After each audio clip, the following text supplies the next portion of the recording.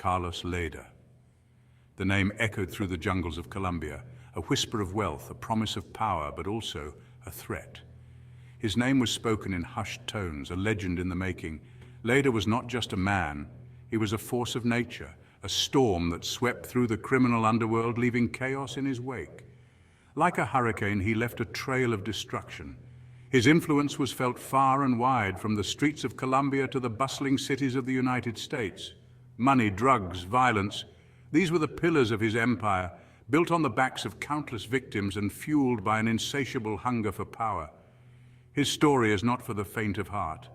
It is a tale of ambition, ruthlessness, and the dark allure of the criminal world. Born in Armenia, Colombia, Lehder's life was far from privileged. The streets he walked were filled with hardship and struggle. His father, an engineer, and his mother, a school teacher, instilled in him a sharp mind. They hoped for a better future for their son, but Lehder had different plans. But Lehder sought more than a simple life. He craved the fast lane, the thrill of danger and the rush of adrenaline. The underworld called to him. It was a siren song he couldn't resist, pulling him deeper into a world of crime. Lehder's criminal career began small, petty theft, selling stolen cars. These were just the stepping stones to something much bigger. He was ambitious, always looking for the next big score. His eyes were always on the horizon, searching for the next opportunity to seize. His eyes were on the prize, and in the 1970s that prize was cocaine. The white powder that promised untold riches and power. The demand in the United States was exploding. The market was ripe for the taking, and Lehder was ready to capitalize on it. Lehder saw an opportunity, a chance to become more than just a crook. He envisioned an empire, a vast network of drug trafficking that would make him a kingpin. With a keen sense for business and a ruthless streak, he rose through the ranks. He was a master negotiator, always one step ahead of his rivals. He wasn't afraid to get his hands dirty. Violence was just another tool in his arsenal, used to eliminate threats and secure his position. He wasn't afraid of anyone. His fearlessness was legendary, and it only added to his mystique. This was the birth of a kingpin, a man who had come to be known as one of the most powerful and feared figures in the drug trade. This was the making of the cocaine cowboy, a legend whose story would be told for generations, a symbol of the dark side of ambition and power. But every empire has its fall. In 1987, Lehder's reign came crashing down. He was captured in a dramatic police raid, ending his years of evasion. Lehder faced trial in the United States, where he was convicted on multiple charges, including drug trafficking and murder. The courtroom was a battleground, but this time Lehder couldn't win. Sentenced to life without parole, plus 135 years, Lehder's empire crumbled. He spent years behind bars, a stark contrast to his days of power and wealth. In prison, Lehder had time to reflect. The once feared kingpin was now just another inmate, his influence reduced to memories and stories. In 2020, after serving over 30 years, Lehder was released. His release was a quiet affair, a stark contrast to his notorious past. Lehder was deported to Germany, where he now lives a quiet life, far removed from the chaos he once thrived in. The cocaine cowboy's story had come full circle, from the heights of power to a life of obscurity. The rise and fall of Carlos Lehder is a tale of ambition, power, and the inevitable downfall that follows. A legend that will be remembered, but a life that serves as a cautionary tale. The Colombian drug trade in the 1970s was a fragmented landscape, a chaotic battleground of independent smugglers. Each smuggler was vying for control, trying to carve out their own piece of the lucrative pie. Carlos Lehder saw the weakness in this disorganization. He recognized the potential for something far greater. Lehder envisioned a unified operation, a powerful entity that could dominate the drug trade. He wanted to unite these factions, to create a monopoly that could control the entire market. Enter Pablo Escobar. Escobar, another ambitious young man, had already established control over production in the city of Medellín. Together, Lehder and Escobar, along with the Ochoa brothers, formed a formidable alliance.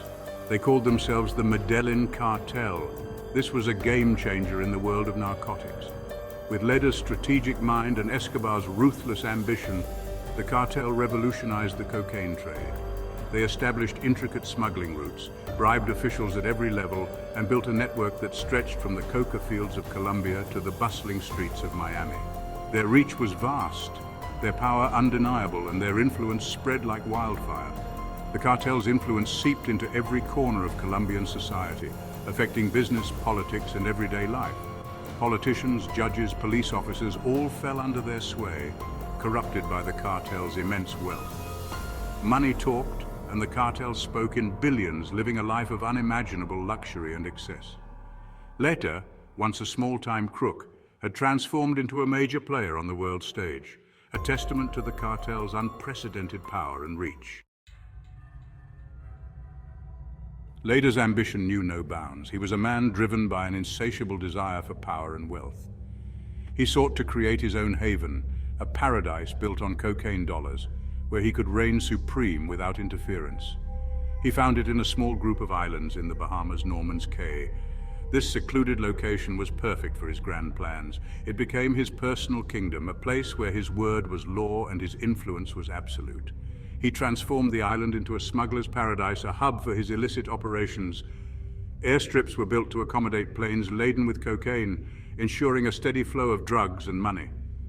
Warehouses sprang up, filled with mountains of cash, a testament to the vast wealth generated by his empire. Parties raged day and night, fueled by drugs and decadence, attracting the rich and powerful from around the world. Norman's Cay became a symbol of Lehder's excess and power, a place where anything was possible for the right price. He ruled with an iron fist, eliminating rivals and silencing dissent with ruthless efficiency. He even erected a statue of his idol, John Lennon, a stark contrast to the brutal reality of his empire, a bizarre homage in a world of crime. But Lehder's reign wouldn't last forever. The forces of law and order were closing in. His empire, built on a foundation of cocaine, was about to crumble, bringing an end to his dream of an island empire. Carlos Lehder's downfall began with his arrest in 1987. After years of evading law enforcement, his luck ran out. Lehder was extradited to the United States, where he faced numerous charges related to drug trafficking and organized crime.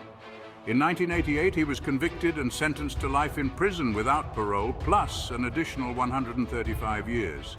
Pause 2S. However, in a surprising turn of events, Lehder cooperated with authorities, providing valuable information on other cartel members. This cooperation led to a reduction in his sentence. Pause 2S. In 2020, after serving over 3 decades behind bars, Carlos Lehder was released and deported to Germany. His story serves as a stark reminder of the rise and fall of one of the most notorious figures in the history of drug trafficking. Pause 2S.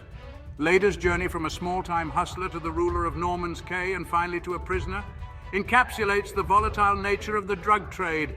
His empire, built on the backs of countless victims, crumbled just as quickly as it rose. Lehder's legacy is a cautionary tale, a stark reminder of the destructive power of greed and ambition. Pause 2S. As we reflect on his story, we are reminded that no empire, no matter how powerful, is immune to the forces of justice. Lehder's fall from grace is a testament to the relentless pursuit of law enforcement and the ultimate price of a life of crime.